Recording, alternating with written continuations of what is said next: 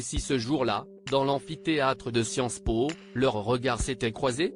S'ils avaient fini par entamer la conversation, que serait devenue leur vie? Dans son autobiographie Le désespoir des singes et autres bagatelles, sortie en 2008 aux éditions Robert Laffont, Françoise Hardy raconte avec tendresse une rencontre qui aurait pu marquer sa vie alors qu'elle n'avait que 16 ans et demi. Mais qui s'est finalement faite à sens unique. Alors que la chanteuse sort de l'adolescence en effet, sa mère l'inscrit à Sciences Po, où elle arrive en 1960 et commence ses études.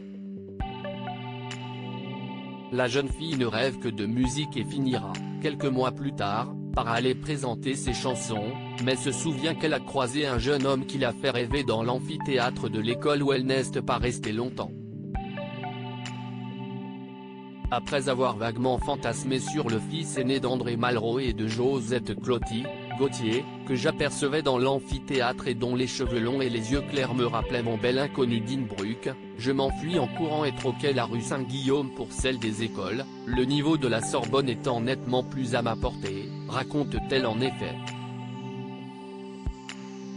À cette époque, Gauthier, qui a 4 ans de plus qu'elle, étudie et espère sûrement avoir la même carrière que son père, devenu ministre de la Culture.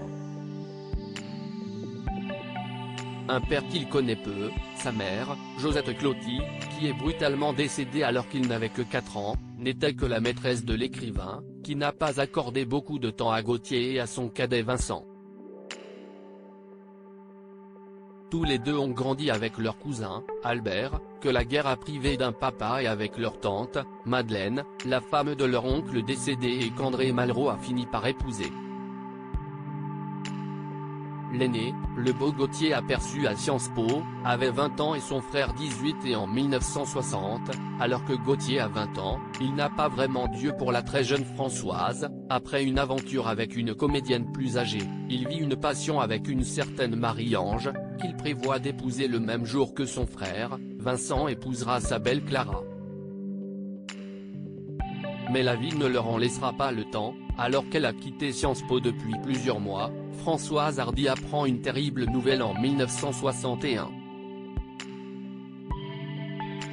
À la fin mai de cette année-là, je fus bouleversé d'entendre à la radio que les 2 fils d'André Malraux s'étaient tués en voiture. L'aîné, le beau Gauthier aperçu à Sciences Po, avait 20 ans et son frère 18, raconte-t-elle dans son livre.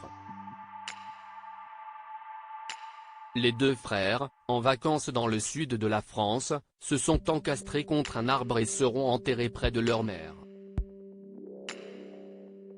Un drame qui marque Françoise Hardy.